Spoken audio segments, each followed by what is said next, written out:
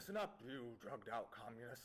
It's me, Richard Milhouse Nixon, here to tell you the tale of my political career. I was first noticed in World War II as I was helping Uncle Sam sock Adolf in the jaw.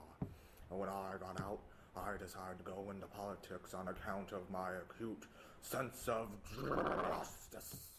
I started off hunting communist bastards in UAC, chasing them down and giving them their just desserts, courtesy of the good old USA. That's just my style. I like to kick them when they're down. Roll the film! You're going away for a long time. What the fuck? Bastard. We won't see the likes of you again in the USA. I'm not even a communist. Then later I was picked up by Eisenhower to be his VP from 52 to 60. Good old Ike always had my back. After my 8 years under Ike, I knew it was time for my turn as President of the United States. I ran against JFK, but brutally lost due to his unfortunate charisma and luscious locks of hair. And then fortune had some ill-favored wishes towards Kennedy, and he kicked the bucket, which left an opening for me to rise to President of the United States of America. Nixon always wins. Who's kicking who now? I continued the skirmish in Vietnam until some dirty, rotten hippies thought otherwise to my protection of the United States from the communist threat. I was under fire from those hippies for a long time until I decided I'd meet them halfway. I enacted the Environmental Protection Agency and was in favor for the creation of Earth Day.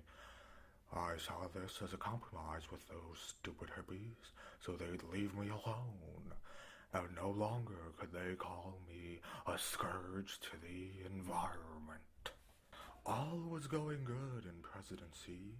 Eventually I was able to establish relations again with China and form a strong bond that would last into the 21st century. Everything was looking up, and then that fateful night, some Republicans who referred to themselves as the Plumbers took it upon themselves to break into Democratic National Headquarters at the Watergate Hotel and steal all their dirty secrets. Mr. President, we found out how to infiltrate the Democrats. I don't give a damn about any stupid Democratic hippies. Mr. President, this would be illegal, though. I don't care, but I never saw it. I never heard of it. So get out of my office. This conversation never happened. I don't care what the Senate says. I was not involved. I have always been trustworthy towards the American people. I am not a crook. The people had turned against me. I had nowhere to go, so I laid low for a while until finally, the fateful day, David Frost came to me asking for an interview, and with me not getting any younger, I thought it was finally time to admit to my mistakes. Now, Mr. Nixon, we need to get to Watergate. You may not like it, but we're going to get to it. The American people want to know, what was your involvement? Now, David, I don't think it would be fair to put all the blame on the one person. I mean, lots of people were involved in the Watergate scandal, and I don't think it would be quite fair to put all the blame. Would you get out of here, you stupid hippie? Well, Mr. Nixon, I don't believe I asked you who's to blame. I want to know your involvement, and I think the American people want to know your involvement. Now look here, David. There were many things on my plate that I had to deal with, whether illegally or not. And some of those things the American people should not know about, because it does not concern them. We don't need panic in the streets and Congress getting blocked up on certain issues that could be resolved right away if we just did them. So it is better not to know what is happening.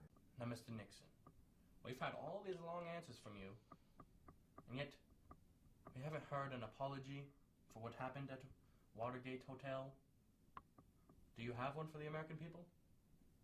I don't think I need to apologize to the American people. Everything I've done since I first went into office was for the American people.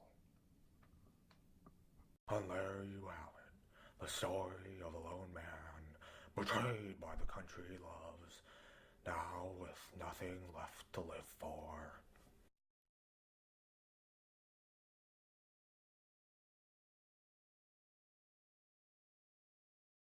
That's it. Now beat it before I get Cambodian on your asses.